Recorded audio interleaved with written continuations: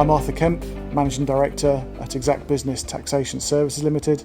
I'm here to talk about capital allowances. So a lot of people assume that any type of property is qualifying for capital allowances, but effectively we can break this down into two separate areas.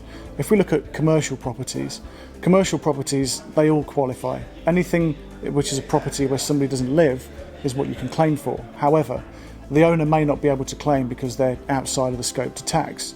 So local authorities, charities, pension funds, for example, that don't pay tax, they may have the qualifying buildings, but they're not necessarily going to benefit from the tax relief.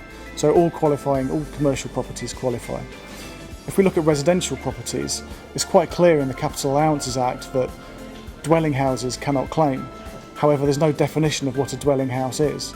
So ordinarily we don't claim on those properties. However, an example being a block of flats, for example, the communal access areas, the lifts, for example, you'd be able to claim for those, but not the actual flats in the block itself.